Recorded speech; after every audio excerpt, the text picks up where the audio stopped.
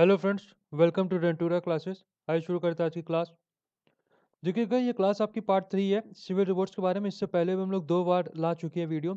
उम्मीद करता हूँ वो वीडियोस आपकी पसंद आई हो। ये आखिरी पार्ट है, इसके बाद सारी ही आपके जो सिविल रिवॉर्ड्स है वो यहाँ से ख़त्म हो जाएंगे। इतनी डिटेल वीडियो आपको किसी भी और चैनल में नहीं मिलेगी। तो आइए शुरू करते हैं। देखिए, इसके बाद हमारा सबसे पहला आता है पैकर रेबेलियन। ये कब हुआ था? ये हमारा हुआ था 1817 में। ये ईयर जरूर याद रखिएगा, कई बार एग्जाम में पूछा गया है। और एसएससी केवल यही सारे क्वेश्चंस पूछता है, जैसे कि पैकर रेबेलियन कब हुआ था, कहाँ पर हुआ था, तो ये सारी चीजें। The packers of Odisha. तो सबसे पहली बात, पैकर रेबेलियन हुआ कहाँ था? ये आपका उड़ीसा के क्षेत्र में हुआ था। पैका कौन थे? ये एक ट्रेडिशनल लैंडेड मिलिशिया हुआ करते थे, जिनको फूट सोल्जर के नाम से जाना जाता था। जनरली ये लोग फूट सोल्जर होते थे and enjoy rent-free land tenure for their military services and policy function on a hereditary basis। तो देखिएगा, यदि जब आप मैप पे देखेंगे तो यहाँ वाले क्षेत्र में पैका पाए जाते हैं। इन लोगों का काम क्या होता था?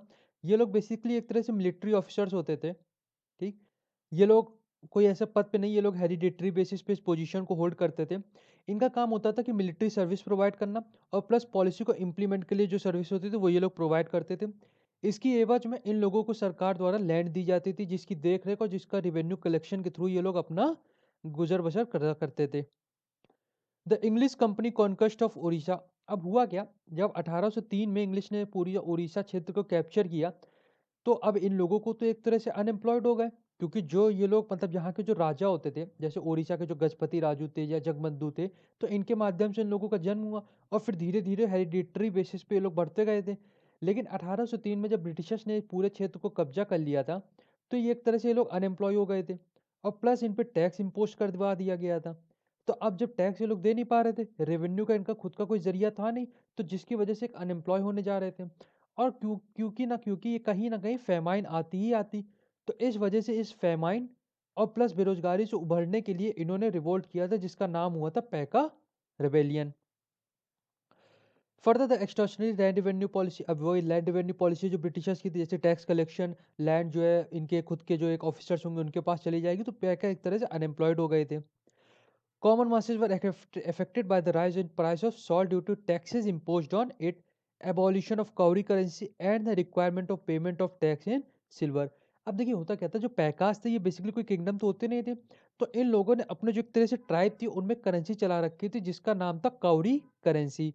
जब ब्रिटिशर्स ने क्षेत्र को ऑक्यूपाई कर लिया था, तो इन्होंने इस करेंसी को बंद करवा दिया था। तो अब इनके पास रिक्वायर पेमेंट तो टैक्स करते किसमें, जब इन्होंने करेंसी बंद करवा दी।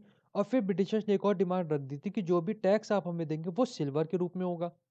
तो अब सिल्वर तो था नहीं इनके पास, जो था उसको इन लोगों ने बैन कर दिया। जिससे लोग रिवेन्यू कलेक्ट कर सकते थे, वो जगह जगह भी इनसे छीन ली गई। तो एक तरह से सारी ही चीजें कहीं ना कहीं इन लोगों को एक इकट्ठा करती गई, इनके गुस्से इकट्ठा करती गई। और फिर ये 1817 में पैका रेवेलियन के थ्रू बाहर आया था। अब मेन इसके लीडर कौन थे? इसके मेन लीडर थे बख्शी जंग बहादुर विद्याधर। ये मिलिट्री चीफ थे इस पूरी फोर्सेस के। कौन? किसके? राजा ऑफ खुर्दा के, जो उड़ीसा के थे। और जब ब्रिटिशर्स ने राजा ऑफ खुर्दा को हरा दिया था, तो जंग बहादुर विद्याधर ने अपनी फौज इकट्ठा की थी, जिसका नाम इन्होंने पैका रेबेलियन दिया था। In 1814, Jang Bahadur ancestor state of Qila रोरंग was taken over by the company, reducing him to penury। अब फिर जब जंग बहादुर ने अपने लिए एक क्षेत्र बनाया था, तो उस क्षेत्र को भी ब्रिटिशर्स ने इनसे छीन लिया। तो कुल मिला के पूरा पैका रेबेलियन जो है, ये समझिएगा कि ओडिशा के पैक द्वारा लड़ा गया था, जिसके उस समय के लीडर थे बख्शी जंग बहादुर विद्याधर। ये टैक्सेस के लिए, सॉल्ट टैक्सेस के लिए और प्लस रेवेन्यू पॉलिसी के लिए लड़ा गया था। ठीक, ये यदि आप देखेंगे, ये तो ये है पूरा एक तरह से मैप उड़ीसा का, जहाँ पे पैका रेबेलियन हमारा लड़ा गया था। मेन रिवोल्ट कहाँ से स्टार्ट हुआ था? वो ये बनापुर एक क्षेत्र है, वह यहाँ से स्टार्ट हुआ था। मुकुंद देवा को यहाँ पर बंदी बना के रखा गया था। और जाहिर सी बात है, जब आप मैप पे देखेंगे तो ये देखिए, ये समुद्र है। तो जाहिर सी बात है, यहाँ सॉल्ट का काम होता होगा, और उसी से इन लोगों का एक तरह से रैन बसेरा और घर चलता होगा। तो जब सॉल्ट में टैक्सेस लग गए और इनके पास ये चीज टैक्स देने के लिए पैसे नहीं थे, तो फिर ये लोग रिवोल्ट में उतरे। ठीक, तो ये था आपका पूरा Paika rebellion. The sparks were lighted by the arrival of a body of Khuns from Gumsur into the Khurd territory in March 1817।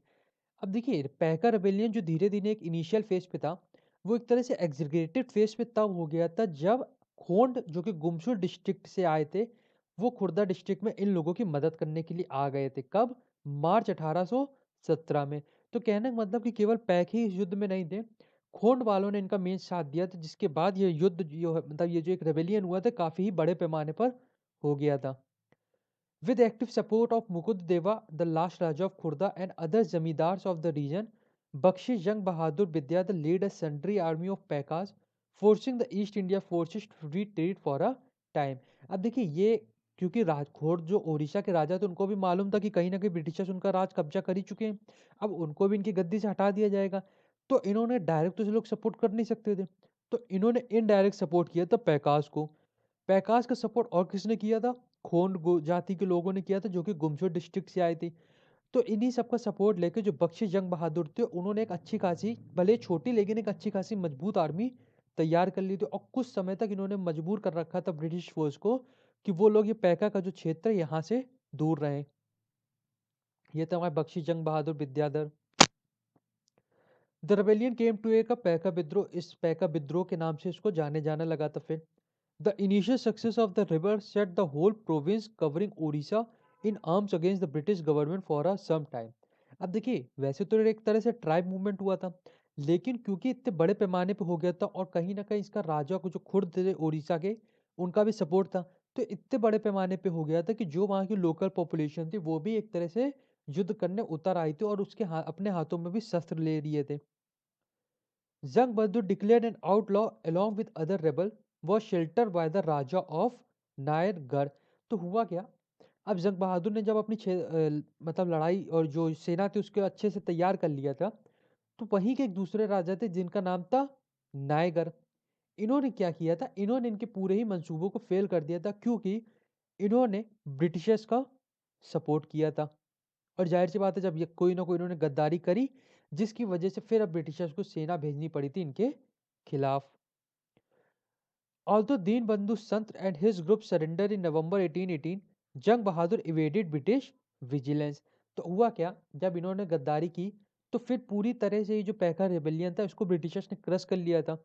हालांकि जो जंग बहादुर जंग बंधु थे वो इनकी पकड़ में नहीं आ पाए थे, और वो कुछ समय तक के लिए इनसे छुप के लड़ने लगे, तो फिर इन्होंने सेना को अपने इकट्ठा करना चालू कर दिया था। हालांकि in spite of the reward offer none of the people of the province betrayed their leader. देखिए ये जो एक ग्रुप था ना, ये जो एक वॉर हुआ था, ये एक तरह से ग्रुप वॉर था। इसमें भले ही लीडर बख्शी जंग बहादुर लहे हों, लेकिन जितना भी बुरा ब्रिटिशर्स ने इनके लोगों के खिलाफ किया था, उसकी वजह से भी कभी भी ये लोग विद्रोह में नहीं हुए थे। इनके पास खाने की कमी थी, इनके पास टैक्स देने के लिए पैसा नहीं था, रेवेन्यू कोई कलेक्शन के इनके पास ऑप्शन नहीं थे, लेकिन फिर भी ये लोग वो सारे ही दुख जो ब्रिटिश इनको देते थे वो सहते रहे थे, और कभी भी बख्शी जंग बहादुर के खिलाफ कोई भी गवाही नहीं दी थी। और इसी की वजह से ये जो विद्रोह है ये 1 साल तक लगभग चला था, और काफी अच्छे पैमाने पर ब्रिटिशर्स को यहाँ पे आने नहीं दिया गया था। तो खुड was back under company control by mid 1870, the Packer rebel restored to guerrilla tactics।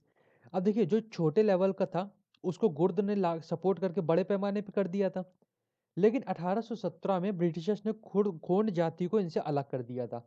अलग इसलिए कर दिया था क्योंकि वो क्षेत्र इन्होंने कैप्चर कर लिया था, तो अब खोन जाति वाले इनके अंडर आ गए थे डायरेक्टली, तो इन्होंने एक तरह से फ्रेगमेंट करके इनको अलग कर दिया था। हालांकि फिर भी पैका वालों ने हार नहीं मानी थी, और फिर ये लोग छापा मार युद्ध, मतलब कि गोरिल्ला टैक्टिक्स के थ्रू अब युद्ध लड़ने लगे थे। However, the rebellion was brutally repressed by 1818 priest at the पूरी। अब देखिए हुआ क्या, जब ये पूरा युद्ध एक तरह से खत्म होने की कगार पे आया, तो ब्रिटिशर्स ने क्या कहा कि अब हम ना ही बख्शी जंग बहादुर को पकड़ पा रहे हैं, ना ही उनकी ट्राइब को उनसे अलग कर पा रहे हैं, और क्योंकि वो लोग छापामार युद्ध लड़ रहे हैं इसलिए हम उनको पकड़ भी नहीं पा रहे। तो इन्होंने एक अलग चीजें अपनाना चालू किया। इन्होंने क्या किया, जो कि पूरी टेम्पल है वहाँ का फेमस, वहाँ के जो प्रीस्ट है उनको टॉर्चर करना चालू किया, और कहा कि आप जंग बहादुर को हमको पल्ला के दे, अन्यथा हम आपके सारे ही पंडित को मार डालेंगे। तो जिसकी वजह से कहीं न कहीं वहाँ की जो ट्राइब्स है, उनको लगने लगा कि अब प्रीस्ट को ये लोग कष्ट पहुँचा रहे हैं, और यदि जंग बंधु को हम इनको दे देते हैं तो कहीं न कहीं हम लोग बच जाएँगे, और जो हम लोगों का एक पूरी टेम्पल है उसके जो प्रीस्ट है वो लोग बच जाएँगे। इस वजह से जंग बंधु ने अपने आप को किसी तरह, इन लोगों ने कोई खबर करके उनको पकड़वा दिया, और फिर जंग बंधु को ब्रिटिशर्स ने वहीं पर फांसी दे दी थी। Packs on the whole suffered greatly. In 1825, young Bandur surrendered under negotiated some sources say he was captured and died in captivity. तो फाइनली जब ये इतना इन्होंने गंदी चीज़ करने लगे थे ब्रिटिशर्स, तो फाइनली जंग बंधु ने अपने आप को सरेंडर करवा दिया था।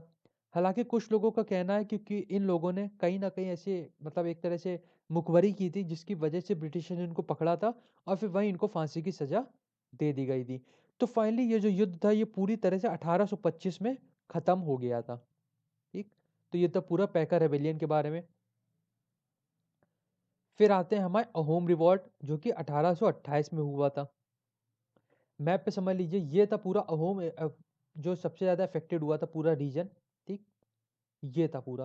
हालांकि बहुत छोटे से पैमाने पे था लगभग यहाँ पर, लेकिन फिर ये धीरे धीरे इधर उधर फैलता गया था due to the guerrilla tactics जो यहाँ के लोग अपनाते थे। ठीक,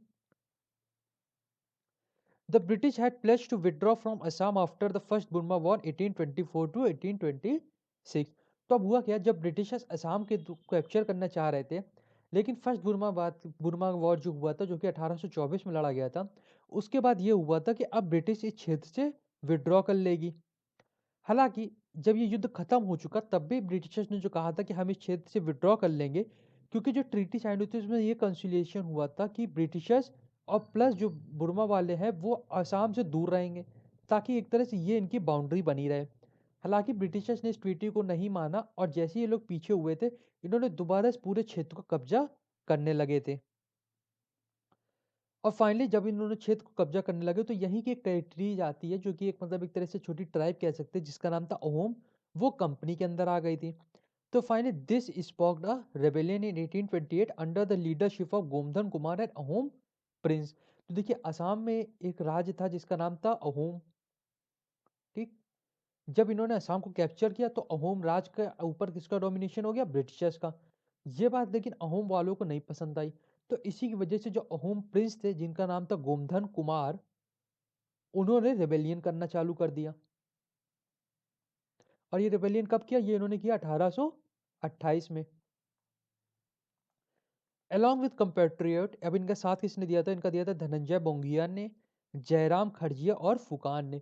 ये दोनों नाम मैंने आपको इसलिए बताया क्योंकि यूपी पीसीएस 2018 में इस तरह का एक क्वेश्चन पूछा था कि गोमधन कुमार का साथ किसने दिया। Assembly near Jorhat the rebels formally made Gomdhan Kumar the king.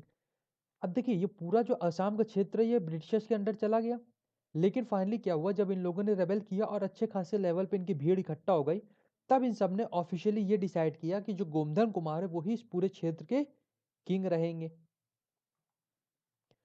Finally, the company decided to follow conciliatory policy and handed the Upper Assam to Maharaja Purandar Singh Naren, and part of the kingdom was restored to the Assamese king. तो हुआ क्या, जब ये Ahom revolt बढ़ने लगा और Britishers उसकी भनक लग गई, तो उनको ये मालूम था कि अब हम इस क्षेत्र को ऑक्यूपाई नहीं कर पाएंगे, क्योंकि यदि ये लोग ज़्यादा उभरे तो कहीं ना कहीं उनको बुर्मा वालों को सपोर्ट मिल जाएगा और ये ब्रिटिशर्स के लिए हानिकारक साबित होगा। तो ब्रिटिशर्स ने क्या दिमाग लगाया, इन्होंने लगाया कि सपोज एक सेकंड, सपोज ये असम का क्षेत्र है। ठीक, तो अब यहाँ पे अहोम रिवॉल्ट छेड़ रहा है, यहाँ पे एक दूसरा किंगडम है, तो इन्होंने क्या किया, इन्होंने कुछ हिस्सा दे दिया अपर किंगडम को और ये जो छोटा हिस्सा है ये दे दिया वापस अहोम के असीमीज राजा को। तो इस तरह उन्होंने अपना बचाव करके इन दोनों राजा को इस युद्ध में झोंक दिया कि यदि कोई भी होगा तो ये राजा खुद ही निपटेंगे। तो इस तरह से जो कि अहोम रिवॉल्ट छिड़ा था वो ब्रिटिशर्स ने खुद ना लड़के इनडायरेक्टली दूसरे राजाओं को सौंप दिया। तो इस प्रकार ये पूरा अहोम रिवॉर्ड जो था ये लड़ा नहीं गया क्योंकि उनका मेन मकसद था किंग को बनाना, और जब ब्रिटिशर्स ने उन्हीं के किंग को बना दिया तो अहोम रिवॉर्ड खत्म हो गया था पूरी तरह से। ठीक, तो ये था पूरा अहोम रिवॉर्ड के बारे में। अब दूसरा आता है हमारा कोल्हापुर और सवंतवती रिवोल्ट। तो कोल्हापुर से आप नाम समझ ही गए होंगे कहाँ है। The Gadkaris were hereditary military caste which were garrison in the Maratha force. तो ये जो सावंतवादी रिवॉल्ट है ये किसके द्वारा लड़ा गया था, ये गडकारीज एक जाति होती है जो एक तरह से मिलिट्री क्लास होती थी मराठास के समय में। ठीक, ये लोग फोर्ट में रहते थे और फोर्ट की जो पॉलिसी होती थी प्लस जो प्रोटेक्शन होती थी उसकी देखरेख ये लोग किया करते थे। ठीक, this garrison was disbanded during administrative reorganisation in Kolhapur state after 1844। तो हुआ क्या, ये जो पूरी जाति थी, ये डिसबैंड मतलब एक तरह से हटा दी गई थी, जब कोल्हापुर का रीऑर्गेनाइजेशन हुआ था 1844 में। तो अब जो कि एक पूरी तरह से एक हेरिडेटरी चली आ रही थी, उसको हटा दिया गया। जब हटा दिया गया, तो ना ही इनके पास रेवेन्यू कलेक्शन का कोई मेथड रहा, और ये पूरी तरह से हो गए थे unemployed. Facing the spectre of unemployed, the Gadkaris rose in revolt and occupied the Samangarh and Budargarh fort. तो अब ये लोग अच्छे खासे पे थे भाई, जब फोर्ट की रक्षा करते तो इनके पास खुद ही सारे औजार होंगे, ये खुद ही हर चीज मतलब जो शस्त्र चलाने में निपुण होंगे। जब इनको हरा हटा दिया गया, तो इनको अब लगने लगा कि हम अनएम्प्लॉय हो जाएंगे, हमारे साथ रेवेन्यू कलेक्शन का भी कोई जरिया नहीं रहेगा। तो ये सब देखते हुए इन्होंने समनगढ़ और प्लस बुढ़ागढ़ फोर्ट जो था वो कैप्चर कर लिया। Similarly, discontent caused a revolt in Sawantwadi areas. जो चीज यहाँ पर हुई थी कोल्हापुर क्षेत्र में, वही सेम चीज हो गई सावंतवाड़ी एरिया में। वहां के लिए लोगों को भी लगने लगा कि अब हम अनएम्प्लॉय हो जाएंगे, तो क्यों ना हम आसपास के जो छोटे मोटे एक फोर्ट है उसको कैप्चर करने लगे। The people here had already revolted against the British in 1830, 1836 and 1838, the last because the British had deposed their ruler. तो अब ये जहाँ के जो एरिया थे, ये लोग पहले भी रिवोल्ट कर चुके थे 1830 में, 36 में, 38 में। ऐसा इन्होंने क्यों किया था? क्योंकि जाहिर सी बात है, जो यहाँ के राजा थे उनको हटा दिया गया था। जब यहाँ के राजा को हटाया गया, तो इनकी जो एक तरह से यूज होता था वो भी खत्म, तो ब्रिटिशर्स ने इनको भी हटा दिया था। तो इस वजह से ये लोग भी रिवोल्ट पे उतर आए थे। The British authority introduce many laws to bring the region under control. अब जब ये लेवल इन्होंने सामंतवादी प्लस कोल्हापुर दोनों ही क्षेत्र में बढ़ने लगा था, तब ब्रिटिशर्स ने अलग अलग पॉलिसी लाके किसी तरह एक तरह से कॉन्सिलेटरी अपनाने की कोशिश की थी, और यहाँ के क्षेत्र को नॉर्मल करने की कोशिश की थी। ठीक, तो ये था आपका पूरा कोल्हापुर और सावंतवादी के बारे में। कोल्हापुर और सावंतवादी को डिटेल में इसलिए पढ़ना जरूरी नहीं, क्योंकि एग्जाम में काश तक कभी ऐसा कोई क्वेश्चन नहीं पूछा गया। बेसिकली था क्या, किनके द्वारा लड़ा गया, क्यों लड़ा गया, बस आपको इन्हीं सब बारों की इंफॉर्मेशन होनी चाहिए। नेक्स्ट इंपॉर्टेंट आता है हमारा महाबाई मूवमेंट। देखिए ये काफी इंपॉर्टेंट मूवमेंट है, और एग्जाम में कई बार इससे पूछा गया है, तो इसको थोड़ा अच्छे से समझते हैं। वहाबई मूवमेंट था क्या? Wahabi movement was essentially an Islamic revivalist movement. ये बेसिकली इस्लाम को फिर से जिंदा करने के लिए एक मूवमेंट छेड़ा गया था। रायबरेली के थे एक रायबरेली के थे एक सैयद अहमद, इनके द्वारा बेसिकली ये पूरा रिवोल्ट की जो एक तरह से स्थापना की गई थी, वो इन्हीं के एक आइडियोलॉजी पे बेस्ड थी, जिनको आगे किसने बढ़ाया था? शाह अहमद अबनी, जो इंस्पायर किस वजह से हुए थे? अब्दुल वहाब जो कि सऊदी अरब थे, और प्लस सलीमुल्लाह ऑफ दिल्ली। इनकी आइडियोलॉजी पे बेस्ड ये पूरा एक तरह से रिवोल्ट बेस्ड था, जिसको बढ़ाया किसने था? वो बढ़ाया था सैयद अहमद ने। ये था हमारे Syed Ahmad. Sayyid Ahmad condemned the Western influence on Islam and advocated a return to pure Islam. अब सैयद अहमद ने किस वजह से अपने रिवोल्ट को बनाया? इन्होंने इस वजह से बनाया कि जो ब्रिटिशर्स आए वो कहीं ना कहीं जो मुसलमान हैं उनको मॉडरेट, उनके जो एक माइंडसेट है उसको मॉडरेट करके ये लोग अपनी तरफ मिला रहे हैं, और कहीं ना कहीं जो मुगल है, मतलब जो एक तरह से मुसलमान है, वो भी अपना कल्चर भूल के जो ब्रिटिश कल्चर है, जो वेस्टर्न कल्चर है, उसकी ओर अग्रसर हो रहे हैं। तो इन्हीं सबका इन्होंने मुद्दा बना के एक नया मूवमेंट बनाया, जिसका मेन मकसद था इस्लाम को फिर से जिंदा करना। इसका नाम इन्होंने दिया Wahabi movement. Syed Ahmad was acclaimed as the desired leader. Syed Ahmad इसके लीडर बने थे। ये बेसिकली एक तरह से कंट्री वाइड ऑर्गेनाइजेशन हुआ था, with an elaborate secret code for its working under spiritual wise reason. तो देखिए अब उस समय जो ब्रिटिशर्स का दौर था वो क्या था, वो कोई भी रिवोल्ट होने नहीं दे रहे थे। तो इन्होंने क्या कहा? इन्होंने कहा हम डायरेक्ट ना रिवोल्ट लड़के, हम लोगों के माइंड से रिवोल्ट लड़ेंगे। माइंड से रिवोल्ट लड़ने का मतलब था कि हम लोगों के माइंड में कहीं ना कहीं एक तरह से ऐसी स्पार्क पैदा करेंगे कि ये लोग इस वेस्टर्न इन्फ्लुएंस के खिलाफ होके फिर से इस्लाम की तरफ आए। तो इन्होंने क्या अपनाया? इन्होंने कहा कि हम लोग डायरेक्ट युद्ध ना लड़के, हम लोग खलीफास के द्वारा युद्ध लड़ेंगे।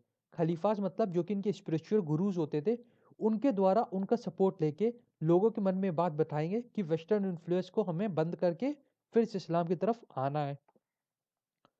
इसके इंपॉर्टेंट सेंटर कहाँ कहाँ थे? सबसे पहले जो पटना था वो इनका मेन सेंटर था। हालांकि मिशन अलग क्षेत्रों में भी फैला, जैसे कि हैदराबाद, मद्रास, बंगाल, यूपी एंड बॉम्बे।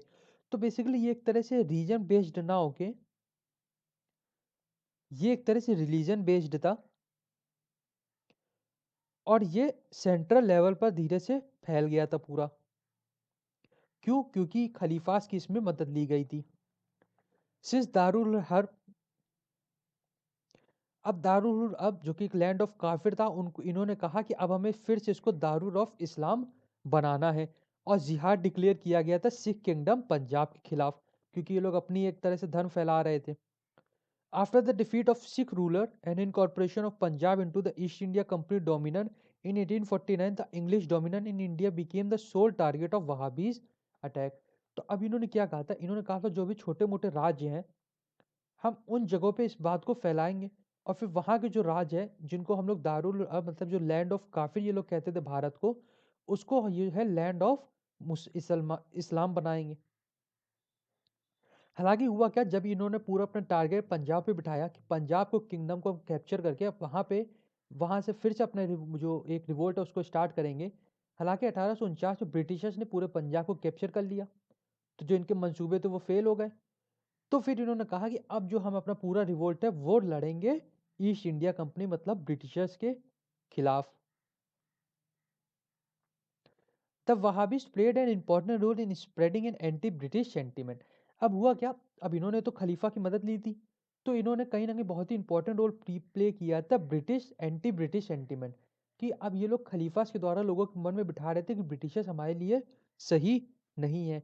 तो इनडायरेक्टली ये लोग एक तरह से नेशनल मूवमेंट जो कि भारत की इंडिपेंडेंसी के था उसको सपोर्ट कर रहे थे। A series of military operations by the British in 1860 on the Wahhabis based in Sithana and various cold case of sedition on the Wahhabis weakened the Wahhabis resident. हालांकि हुआ कि अब ये लोग डायरेक्ट युद्ध तो इनसे लड़ नहीं रहे थे, इनडायरेक्ट ये लोग छोटे छोटे लेवल पे अपने आप को बढ़ा रहे थे। फाइनली ब्रिटिशर्स को इनके मंसूबों के बारे में धीरे धीरे पता चलने लगा था, क्योंकि बहुत अच्छे खासे लेवल पे बड़ा हो रहा था और इनकी आइडियोलॉजी स्प्रेड होती इससे पहले कई बार मिलिट्री तहत इन लोगों ने यहाँ के जो खलीफास थे, जो एक तरह से जहाँ पे एक तरह क्लास ली जाती थी, वो पूरा ख़त्म करना चालू कर दिया था, और प्लस अलग अलग पॉलिसीज लेके इन्होंने वहाबीज को पूरी तरह से ख़त्म कर दिया था। Arthur sporadic encounters with the authorities continued in 1880s and 1890s। तो देखिए ये क्योंकि ये जो युद्ध लड़ा गया था इसमें मदद ली गई थी गुरु की इन लोगों के, ठीक। तो अब हालांकि ये रिवोल्ट तो ब्रिटिशर्स ने पूरी तरह खत्म कर दिया, लेकिन क्योंकि जो गुरु थे उनको आज भी लोग सुनने आते थे, ठीक। जिस वजह से कहीं ना कहीं रिवोल्ट जो 1880s और 1890s तक चलता रहा था, और जो ये इनके गुरु थे वो कहीं ना कहीं ब्रिटिशर्स के खिलाफ एंटी ब्रिटिश सेंटीमेंट इन लोगों के मन में पैदा कर रहे थे। तो ये था पूरा वहाबी रेसिडेंट्स के बारे में। अब इस पूरी सीरीज का आखिरी आता है कूका मूवमेंट। ये मूवमेंट किसके द्वारा लड़ा गया था? ये द्वारा लड़ा गया था सिख के द्वारा, ठीक। वहाबी जैसे मुसलमान बाकी अलग अलग ट्राइब के द्वारा, तो उसी तरह जो कूका मूवमेंट हमारा लड़ा गया था वो सिख के द्वारा लड़ा गया था। कूका मूवमेंट था क्या? ये एक्चुअली 1840 में फाउंड किया गया था भगत जवाहर मर, जिनको सिंध साहिब इन वेस्टर्न पंजाब में कहा जाता है। ये थे हमारे Bhagat Jawahar Mal. A major leader of the movement after him was Baba Ram Singh. इनके बाद इनकी गद्दी किसने संभाली थी? इनके बाद इनकी गद्दी संभाली थी बाबा राम सिंह ने। ये बात जरूर याद रखिएगा, एग्जाम में पूछा जाता है कि सबसे पहले भगवत भगत जवाहर मर ने बनाया और उसके बाद बाबा राम सिंह ने इसको बढ़ाया था। After the British took Punjab the movement got transformed from a religious purification campaign to a political campaign. तो देखिए जो कूका मूवमेंट था ये एक तरह से रिलीजियस मूवमेंट था, ठीक। इसमें लोगों को गुरुओं के बारे में, जो कि उनके गुरु गोविंद सिंह थे, जो गुरु नानक थे, उसके बारे में नॉलेज दी जाती थी, और लोगों को सिखों के बारे में पूरी बताया जाता था और उन्हीं की कम्युनिटी के बारे में होता था।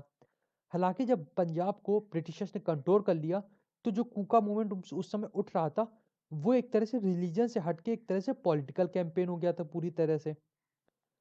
It basic tenets were abolition of caste. अब इनकी मुख्य जो एक तरह से पॉलिसीज थी जिसकी वजह से ये लोग युद्ध लड़ रहे थे, वो थी इनकी abolition of caste, discrimination among Sikhs, discouraging the consumption of meat, alcohol, and drug, permission for intermarriages, widow remarriage, and encouraging women to step out of seclusion। ठीक। तो इन सब वजहों के खिलाफ इन्होंने ब्रिटिशर्स के खिलाफ युद्ध लड़ा था, जो कि एक रिलीजियस था, वो एक तरह से अब रिवोल्ट पे बेस्ड हो गया था। और इनकी आइडियोलॉजी ये थी कि अब हमें केवल सिख रिलीजन को बढ़ाना है और जो भी ब्रिटिश आइडियोलॉजी है उसको पंजाब में स्थापित नहीं होने देना है। On the political side, finally, the Kukas wanted to remove the British and restore Sikh rule over Punjab. Finally इनकी जो मेन मंशा थी वो यही थी कि ब्रिटिश को हरा के फिर से पंजाब को सिख को देना. They advocated wearing hand woven clothes and boycott of English law and education and product. तो अब इन्होंने क्या किया, जो इनकी लोकल मतलब यहाँ के लोग जो प्रोडक्ट बनाते तो उसका इस्तेमाल करना चालू किया और लोगों को भी बताया कि आप इसी का प्रोडक्ट इस्तेमाल करें, और जितने भी इंग्लिश लॉ एजुकेशन जो भी प्रोडक्ट है वो सब बॉयकॉट ये लोग करने लगे थे. तो फाइनली हम लोग ये कह सकते हैं कि जो एक स्वदेशी मूवमेंट जो कि नेशनल मूवमेंट हुआ था उसका जन्म काफी समय पहले कूका मूवमेंट दे चुका था, क्योंकि ये भी कहने लगा था कि boycott all the product that has been manufactured और that has been introduced from the British. So finally as always that movement popularity gain हुआ, ब्रिटिश ने अलग अलग स्टेप लिए थे इसको क्रश करने में, और ये रिवॉर्ड पूरी तरह से 1863 से लेके 1872 तक पूरी तरह से ख़त्म कर दिया गया था. हालांकि क्योंकि एक रिलीजन बेस्ड था तो धीरे धीरे कभी 90s में कभी उसके बाद भी चलता रहा था, लेकिन जो इसका मेन मोटिव था जिसकी वजह से बहुत अच्छे खासे लेवल पे बड़ा हो रहा था वो 1872 में पूरी तरह से ब्रिटिश द्वारा ख़त्म कर दिया गया था. और जो इनके मेन लीडर थे राम सिंह, उनको रंगून में भेज दिया गया था एक तरह से, और रंगून में उनको सजा दे दी गई थी कैप्टिविटी की. ठीक, तो यहाँ से पूरा कूका मूवमेंट जो था वो हमारा खत्म हो गया था. So that's all, thanks for watching. और इससे अब रिलेटेड जो भी अलग अलग एग्जाम के क्वेश्चंस है वो हम लोग पीडीएफ के द्वारा आपको अपने टेलीग्राम चैनल पे प्रोवाइड करवा देंगे. हमारा टेलीग्राम चैनल रेंटूरा क्लासेस से, प्लीज़ उसको फॉलो कीजिएगा, उसका लिंक भी आपको नीचे डिस्क्रिप्शन पे दे दिया गया है. अगर वीडियो पसंद आए तो प्लीज़ लाइक सब्सक्राइब शेयर ज़रूर कीजिएगा. So thank you.